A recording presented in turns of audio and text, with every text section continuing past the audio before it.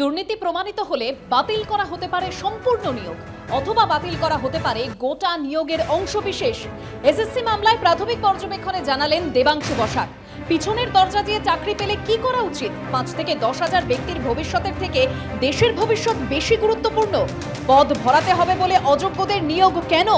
সবটা অবৈধ হলে পরিণতি যা হওয়ার তাই হবে। এসএসসি মামলায় মন্তব্য বিচারপতি। ফের কমিশনের বিশ্বাসযোগ্যতা নিয়ে বিশেষ বেঞ্চে প্রশ্ন বিতর্কিত চাকরি প্রাপকদের। কমিশনকে বিশ্বাস করতে না পারলে তো গোটা নিয়োগই বাতিল করা উচিত। একটা পচা আপেল গোটা ঝুড়ির আপেলকে নষ্ট করে দেয়, মন্তব্য বিচারপতির।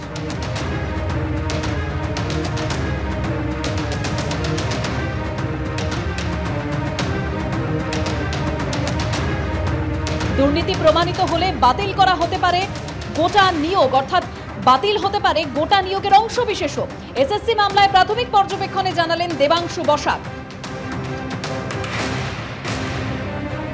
5 থেকে 10,000 ব্যক্তির ভবিষ্যতের থেকে দেশের ভবিষ্যৎ বেশি গুরুত্বপূর্ণ। পদ ভরাতে হবে বলে অযোগ্যদের নিয়োগ কেন? সবটা অবৈধ হলে পরিণতি যা হওয়ার তাই হবে। এসএসসি মামলায় মন্তব্য বিচারপতির। ফের কমিশনের বিশ্বাসযোগ্যতা নিয়ে বিশেষ বেঞ্চে প্রশ্ন বিতর্কিত চাকরি প্রাপকদের। কমিশনকে বিশ্বাস করতে না পারলে তো গোটা নিয়োগই বাতিল করা উচিত। একটা পচা আপেল গোটা ঝুড়ির আপেলকে নষ্ট করে দেয়, মন্তব্য করেছেন বিচারপতি। সেই পচা আপেল খুঁজে বের করুন, সওয়াল বিতর্কিত চাকরি প্রার্থীদের। সেটা কি আদৌ সম্ভব? তাহলে বলুন কোন পদ্ধতিতে তা সম্ভব, মন্তব্য করেছেন বিচারপতি।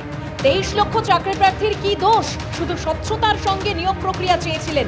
যারা 5 বছর ধরে নিষ্ঠার সঙ্গে কাজ করলেন তাদের কি হবে? প্রশ্ন বিতর্কিত চাকরি প্রাপকদের। যদি সবটা অবৈধ হয় তাহলে যা পরিণতি তাই হবে, মন্তব্য করেছেন বিচারপতি দেবাংশু বসাক।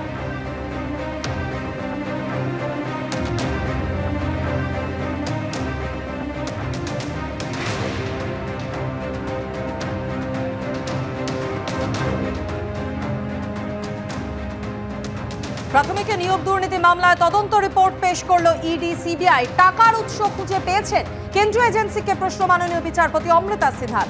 কখনোই শেষ না হওয়ার মতো উৎস।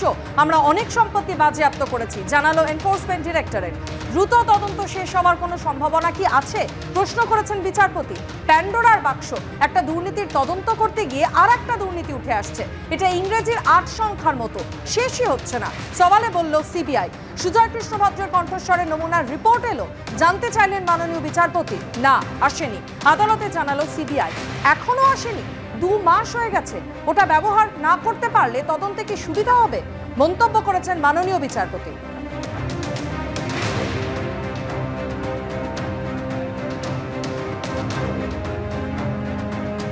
নিয়োগ দুর্নীতি মামলায় গত 2 বছর ধরে একের পর এক বিস্ফোরক তথ্য যেমন সামনে এসেছে, একের পর এক বিস্ফোরক নাম, প্রভাবশালীদের নামও সামনে এসেছে।